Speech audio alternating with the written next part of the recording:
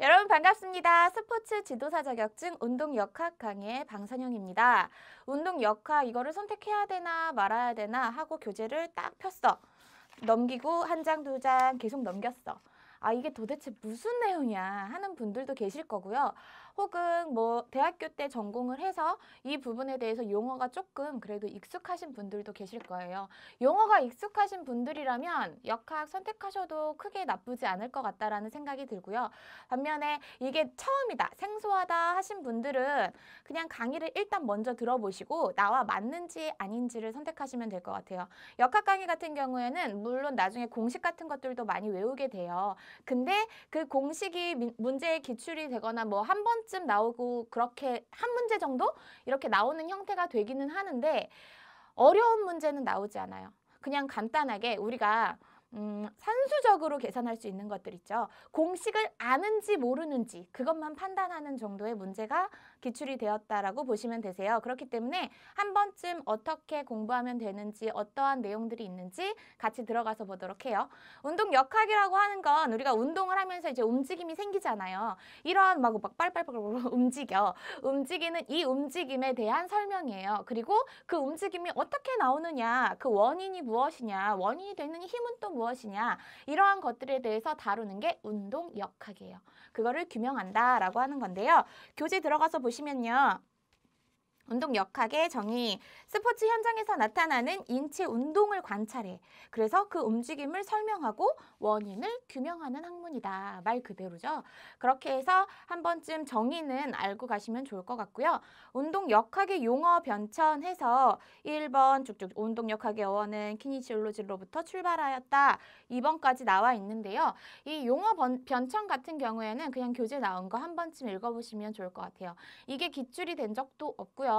앞으로 나올 가능성도 조금 희박하다고 봅니다. 그렇기 때문에 그냥 우리는 한번 본다라고 생각하시면 될 것 같고요.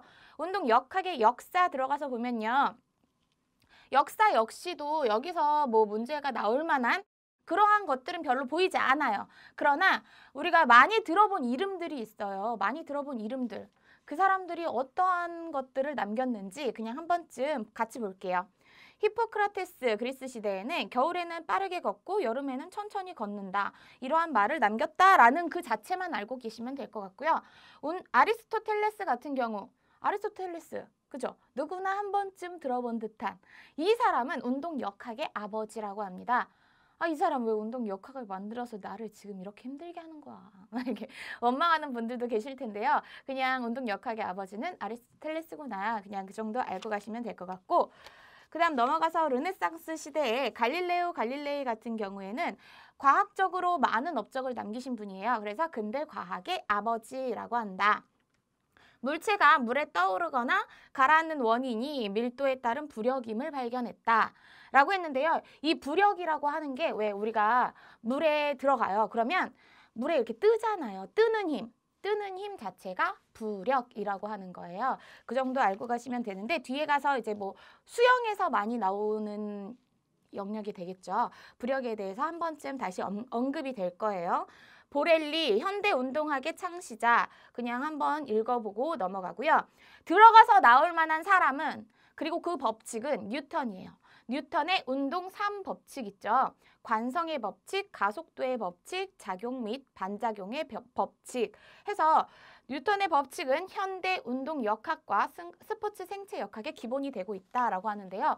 이 세 개의 법칙 같은 경우에는 뒤에 들어가서 다시 상세하게 배우겠지만 관성의 법칙 같은 경우에는 뭐 현재 움직이고 있는 사람은 움직이고 있는 물체나 이러한 것들은 계속 움직이려는 성질을 가지고 있고 정지해 있는 어떠한 물체나 사람 같은 경우에는 계속 정지하려고 한다. 라고 하는 게 관성의 법칙이에요. 그러면 저 같은 경우에는 지금 딱 정지해 있죠. 발이 붙어 있어요. 손은 막 계속 움직이지만 발은 붙어 있는 이러한 형태에서는 저는 정지하고자 하는 관성이 크겠죠. 그렇게 해서 왜 우리가 버스를 타고 가거나 급정거할 때, 끽 할 때 몸이 움직이잖아요. 이러한 것들이 다 관성과 연관이 있구나. 아시면 되고요. 가속도의 법칙 같은 경우에는 어떤 힘이 받으면 그 방향으로 가속한다라는 의미고 작용 및 반작용, 작용과 반작용 법칙 같은 경우에는 어떤 작용하는 힘이 딱 주어지면 그에 따른 반작용력은 힘은 똑같아요. 똑같은 반작용력이 반드시 존재하게 된다라는 게 작용과 반작용 법칙이에요. 이게 뒤에서 다시 한번 알게 될 테니까 여기서는 이 정도 하고 넘어갈게요. 19세기에는 웨버 형제가 정지 및 이동 중의 신체 역학을 연구했다. 해서 사람의 보행을 앞으로 넘어지게 하고 그것을 앞에 나간 발로 지탱하여 거기에 체중을 싣는 운동이다라고 정의했다라는 거죠. 한 번쯤 그냥 쭉쭉쭉 읽고 가시면 될 것 같아요. 자, 4번 운동 역학의 필요성. 어떠한 동작을 가르칠 때 그 동작을 어떻게 해야 하는지, 왜 그렇게 해야 하는지 그런 거에 대한 이론적으로 설명할 수 있어야만 학습의 효과를 높일 수 있다라는 거죠. 그렇기 때문에 운동 역학이 필요하다. 그래서 스포츠의 주요 학문으로서 인체 움직임의 원리를 이해하고 실기지도 효율성을 높일 수 있다. 운동 역학이 뒤에 목적이 나올 건데요. 그 목적을 통해서 얼마만큼 우리가 스포츠가 운동 역학을 통해서 발전했는지 볼 수 있어요. 자, 운동 역학의 목적부터 이제 들어가서 볼게요.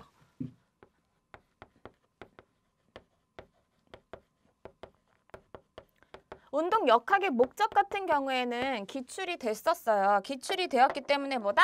더 우리는 알고 가야 된다라는 거예요. 나왔기 때문에 안 나오는 거 없습니다. 나왔기 때문에 오히려 더 중요하게 봐야 된다라는 거죠. 경상도 사람이 되게 무뚝뚝하다라고 하죠. 그쵸? 지금 경상도인 분들 뜨끔하실 거예요. 경상도인 분들. 경상, 효, 과. 이렇게 해서 기억하시면 될 것 같아요. 첫 번째 운동 역학의 목적은요. 경은 뭐냐면 경기력 향상. 이번에 상은 뭐냐면요. 상해가 뭐다? 다치는 거, 부상 입는 거 있잖아요. 그러한 상해의 원인을 규명하고 예방하는 게 두 번째 목적이고요. 세 번째, 효과적인 지도법. 효과적으로 지도할 수 있는 그러한 방법이 생긴다. 네 번째, 과학적인 스포츠 장비를 개발할 수 있다라고 하는 거. 이러한 것들이 운동 역학의 목적이에요. 말 그대로 우리 예를 들어서요.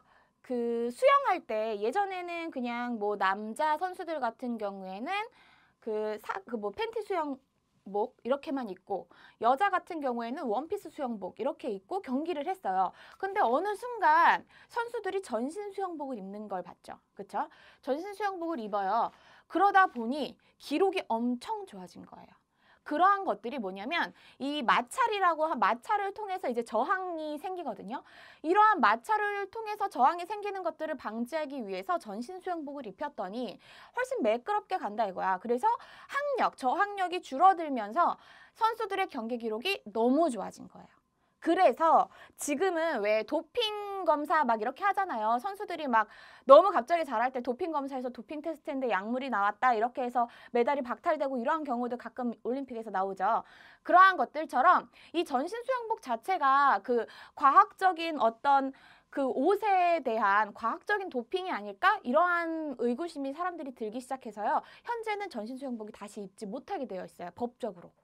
신기하죠. 그러한 것들이 다 과학적인 스포츠 장비를 만든 거잖아요. 그러하면서 경기력이 상상이 되었고 효과적으로 지도할 수 있는 방법은 뭐냐면 이 운동 역학을 통해서 이 사람의 그 뭐 근전도나 어떻게 전류가 흐르는지 이러한 근육이 어떻게 쓰이는지 이 사람의 각도는 어떻게 되어 있는지 이런 거를 분석함에 있어서 효과적으로 그 사람한테 지도할 수 있는 그러하면서 효과적으로 할 수 있기 때문에 상해를 다치는 거를 예방할 수 있고 왜 다치는지 원인을 규명할 수 있는 그러한 형태가 된다라는 거예요. 그렇기 때문에 운동 역학의 목적은 하나의 경상효과 이렇게 해서 기억하시면 좋을 것 같아요. 교재 볼게요.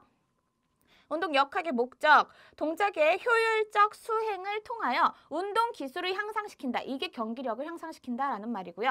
동작 수행 시 상해의 원인 규명 및 예방을 통해 안전성 향상을 도모한다. 위의 두 가지를 고려한 과학적인 스포츠 장비를 개발한다. 여기에 이제 효과적인 지도 방법을 할 수 있다라고 하는 것까지 아시면 될 것 같고요. 그 다음 연구 내용에 대해서 나오죠. 운동 역학의 연구 내용. 해서 어떠한 것들을 연구하느냐 이거예요. 일단 첫 번째는 어떤 동작에 대한 측정을 하겠죠. 이 사람이 동작, 인간의 동작은 어떻게 운동의 동작이 이루어져 있는지 그러한 것들을 측정하게 되고요. 인체를 측정하고 그 사람이 어떻게 힘이 주어지는지 힘의 측정이 이루어집니다. 동작의 측정, 그 분석 이렇게 나오는데요.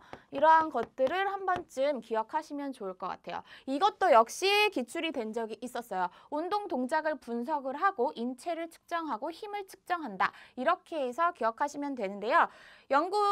운동 역학의 연구 내용 1번, 운동 역학에는 운동 동작을 분석하는 기기 개발과 운동용 기구의 개발 등이 포함된다. 이러한 것들이 이제 동작 분석법이라고 하는 건데요. 동작 분석법을 통해서 동작에 대한 분석이 들어간다. 이렇게 볼 수 있겠죠. 동작은 측정은 지웁시다. 동작에 대한 분석이 들어간다. 이렇게 보실 수 있고요. 이 과정에서 인체에 가해지는 힘을 측정하기 위해 힘 측정기, 힘 분석법 이렇게 보시면 될 것 같아요. 이러한 것들을 이용하거나 근전도 검사, 근전도 검사는 근전도 분석법 이렇게 생각하시면 되는데 우리 근육 있죠. 근육의 전기적 신호가 어떻게 이루어져 있는지 그래서 어떤 활동을 했을 때 어떻게 근육이 쓰여지는지 그 순서를 알 수 있는 그러한 거거든요. 그래서 근육의 활동 상태를 측정하기도 한다. 운동 동작의 분석, 인체 측정, 힘의 측정 등이 중요 연구 내용이다. 한 번쯤 읽어보시면 좋을 것 같아요. 그 다음 운동 역학의 학문 영역에 대해서 나옵니다. 두 개씩 비교해서 볼게요. 첫 번째로 봐야 되는 건 운동 역학과 역학 그리고 두 번째는 운동학이에요. 쉽게 얘기해서요. 운동 역학이라고 하는 건 과정이에요. 운동이 어떻게 이루어져 있느냐, 그 힘의 원인은 무엇이냐, 이게 운동 역학이고요. 운동학은 결과라고 생각하시면 되세요. 그래서 뭐 공간이나 시간을 고려해서 인체, 물체의 움직임을 연구하는 학문이다. 운동의 결과를 얘기하는 거고요. 이거는 운동의 과정, 그 과정, 원인 이렇게 생각하시면 될 것 같아요. 원인과 결과 이렇게 보시면 될 것 같아요. 자, 운동 역학, 운동에 관한 신체 움직임 원리와 효과를 연구하는 학문이다. 힘의 작용을 연구하는 학문이다라는 거예요. 원인이 되는 힘, 그 운동을 유발하게 하는 힘, 힘력 이렇게 생각하시면 되세요. 그래서 힘에 관련된 게 운동 역학이구나 아시면 될 것 같고요. 운동학은 공간, 시간을 고려해서 물체, 신체 움직임을 연구하는 학문이다. 운동의 결과에 대한 것이다 라는 겁니다. 그 다음 두 개의 비교, 정력학과 동력학이라는 게 나오죠. 이거는 오히려 더 쉽죠. 뭐냐면 정동 이것만 기억하시면 돼요. 정은 뭐다? 정지죠. 동은 뭐다? 움직이는 거겠죠. 그렇게 해서 기억하시면 끝.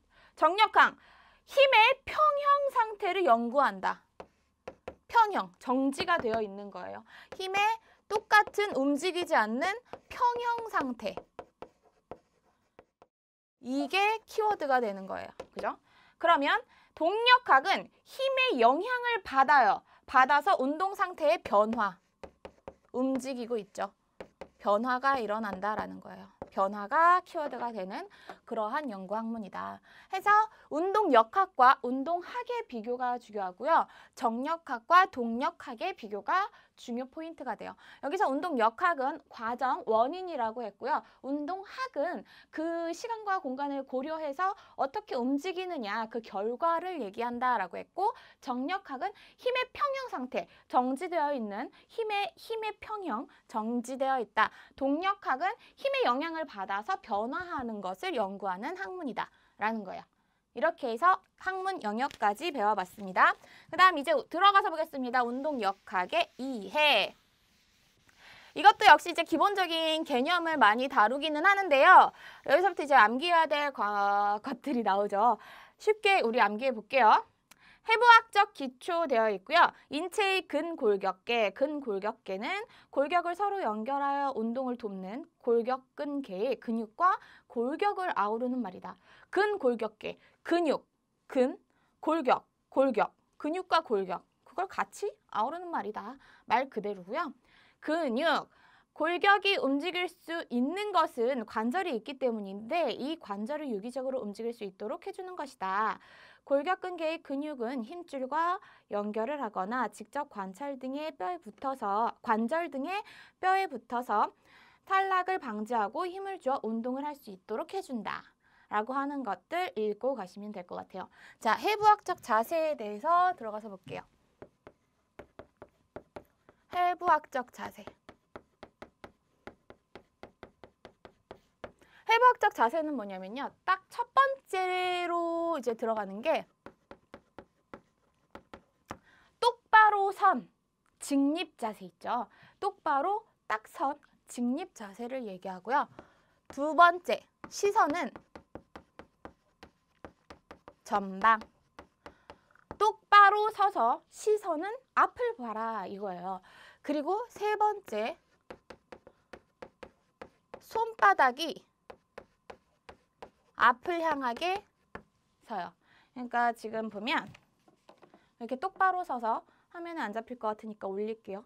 이렇게 손바닥을 이 상태로 해서 내리라는 거죠. 그게 해부학적 자세예요. 되게 희한하죠. 그리고 네 번째 해부학적 자세는 모든 그 뒤에 가면은 축이라는 것과 뭐 면이라는 게 나와요. 그 운동축, 운동면 이러한 것들을 얘기하는데 운동축과 운동면은 해부학적 자세를 기준으로 한다라고 하는 게 네 번째예요. 해부학적 자세가 기초가 된다. 자, 외우려고 하지 마시고요. 한번 그냥 따라 하시면 돼요. 이거는 그냥 똑바로 서서 시선은 전방을 보고 손바닥을 앞을 향해서 딱 서는 자세. 이게 해부학적 자세고 모든 운동축과 운동면은 이 해부학적 자세를 기초로 해서 이루어진다라는 거예요. 축면, 운동축, 운동면은 뒤에 가서 자세히 보도록 하겠습니다.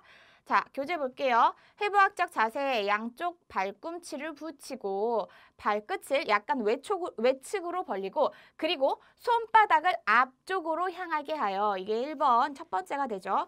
팔을 체간에 붙이고 똑바로 선 자세. 이게 직립 자세라고 하는 거예요. 똑바로 선 자세가 직립 자세고 그리고 여기서 이제 시선은 전방이다라고 하는 거 하나쯤 적어 놓으시면 될 것 같아요. 이와 같이 정리하면 해부학적 자세에서 상부라고 하는 것은 항상 머리 쪽을 향하는 것이고, 그쵸? 상부는 위를 얘기하는 거잖아요. 그렇기 때문에 항상 머리 쪽, 하부라고 하는 것은 발끝을 의미한다. 이거는 외울 필요 없이 그대로 이해하시면 될 것 같고요. 그 다음 방향 용어 이렇게 나와 있어요. 이거는 비교는 계속 해 놓으셔야 돼요. 방향 용어. 첫 번째로 나오는 게 뭡니까? 상부, 하부. 좀 전에 얘기했어요. 상부, 하부. 두 개씩 비교하시면 됩니다. 이것도. 이거는 뭐야? 머리 쪽. 하부는 발끝 쪽이었잖아요. 그렇기 때문에 여기서 지금 교재에는 두부라고 나왔는데 먹는 두부 말고 머리두 해서 이거는 머리 쪽 생각하시면 되고요. 하부는 발. 이렇게 기억하시면 될 것 같아요. 전부, 후부 이렇게 나와 있죠. 전부, 후부. 자, 쉽게 생각하세요. 앞 전자, 뒤 후자. 그렇기 때문에 전부 같은 경우에는 복부. 복부가 어디야? 복근 이렇게 얘기하잖아요. 배 쪽. 복부 그리고 인체의 앞방향이다 라고 나와 있어요. 앞. 후부는 뭐다? 배부라고 나와 있죠. 자, 우리 배부라고 해서 이 배를 생각하시면 안 되고요. 왜 배근력 이러한 것들 들어보셨나요? 배근력 할 때는 이렇게 서서 똑바로 서서 등배. 등 쪽의 근육을 얘기해요. 그렇기 때문에 등배자 해서 배부 같은 경우에는 인체의 뒤를 얘기합니다. 헷갈리시면 안 돼요. 복부가 앞이에요. 복부는 말 그대로 복근, 그쵸? 복근 생각하시고 배근력, 등의 근육이구나 해서 뒷방향, 내측, 외측 이렇게 나왔어요. 내측, 외측은 왜 우리 뭐를 측정한다, 측정한다 이렇게 해서 측, 표측 정중시상면에서 가까운지 먼지를 보는 거예요. 이 인체의 정중시상면에서 인체의 중심선 방향이 가까운 방향이고요. 먼 방향. 이게 인체를 이제 좌우로 2등분했다라고 생각해 보세요. 우리 선생님이 서 있어요. 좌우로 2등분 해보세요. 그래서 그 중앙에 가까우냐 뭐냐 그 얘기가 내측 외측이에요. 정준선에서 가까운지 먼지 보는 거고요. 근위 원위라고 하는 게 나오죠. 원위 지우고 다시 쓸게요. 근위랑 원위. 위기가 왔어요. 지금 판서를 하다가 틀렸어. 위기가 왔어. 어떤 기시점, 체간이나 기시점에서 가까운지 먼지예요. 기시점에서 이거는 가까운 거, 근 가까운 거, 원 먼 거. 근위.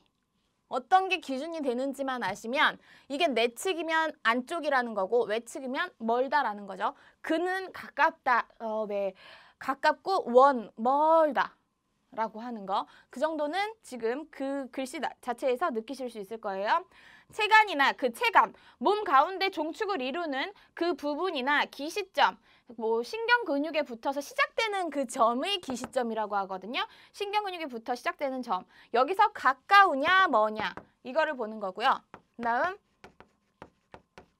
표층, 심층.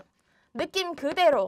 이거는 표면, 표피에 더 가까운 거고요.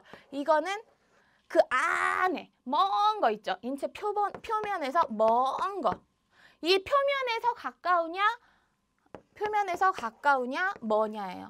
왜 우리 그 바다 깊숙한 곳을 심해라고 하잖아요. 그러한 것처럼 깊숙한 거, 그리고 왜 표피라고 하죠. 겉에서 긁어낸 그러한 것들이 표층, 심층이에요. 자, 이거는 달달 외우려고 하지 마시고요. 상부하부는 상하 기억하시면 되고, 전후, 앞뒤죠. 앞전 뒤후잖아요. 내측, 외측은 측정을 기준으로 하라 그랬어요. 그래서 정중시상면에서 안쪽이냐 먼 쪽이냐, 그러니까 가까우냐 뭐냐 이거를 보는 거라 그랬죠. 좌우 이렇게 좌우 2등분 했을 때 가까운지 먼지 그러한 거 정중선에서 가까운지 보는 거고요. 근위 원위는 위기가 왔다 해서 체간이나 기시점에서 가까운지 먼지. 표층, 심층 같은 경우에는 그 표피, 우리 인체 표면에서 가까운지 아니면 먼지. 이러한 것들을 보는 거다. 방향 용어 같은 경우에는요. 한 번쯤 보시는 게 좋아요. 이러한 것들이 뭐 문제가 출제가 된다라고 하면 모르면 찍어야 되는 경우도 있죠. 근데 찍어서는 맞출 수 있는 것들 사실 많아요. 헷갈리지만 않으시면 침착하게 생각하시면 뭐 이런 것들 말고는 요 상부하부, 전부부, 표층, 심층 같은 경우에는 충분히 구분하실 수 있을 거라 생각합니다. 내측, 외측, 근위, 원위 같은 경우에는 한 번쯤 다시 기억하세요. 그 다음 인체의 축과 운동면에 대해서 나오네요. 우리가 해부학적 자세에서 이 축면, 운동축, 운동면에 대해서 해부학적 자세를 기초로 한다라고 했어요. 인체의 축과 운동면은 무엇이냐? 이거는 축도 그렇고요. 운동면도 그렇고요. 세 개로 나뉘어요. 인체의 축은 전후축, 좌우축,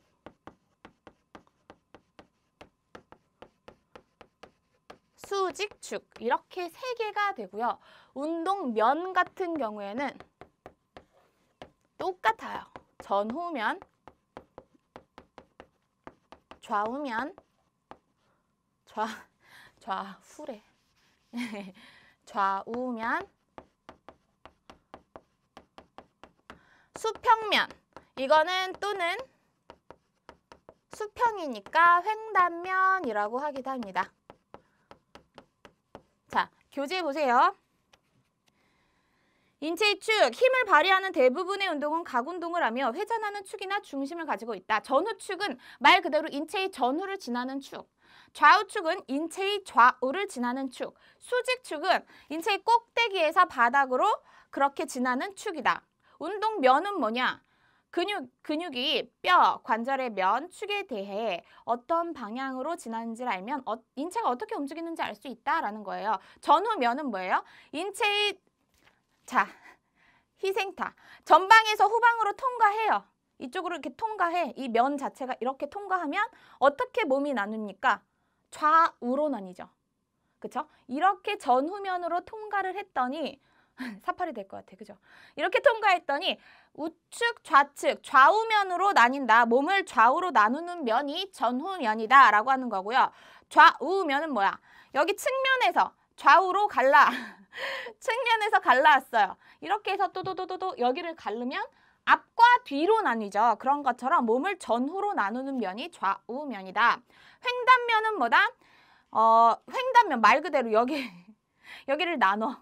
횡단면 여기를 빡 이렇게 나눠. 아까는 좌우면 같은 경우에는 이렇게 해서 들어갔다면 횡단면은 이 그대로 여기를 나누는 거기 때문에 위아래, 몸을 위아래, 위아래, 상하로 나누는 면이 된다라고 하는 거예요. 아시겠죠? 이건 한 번쯤 이렇게 넣어보면 어떻게 나누는지 알아요. 그래서 전후면 같은 경우에는 거의 짝꿍이 좌우축과 짝꿍이에요.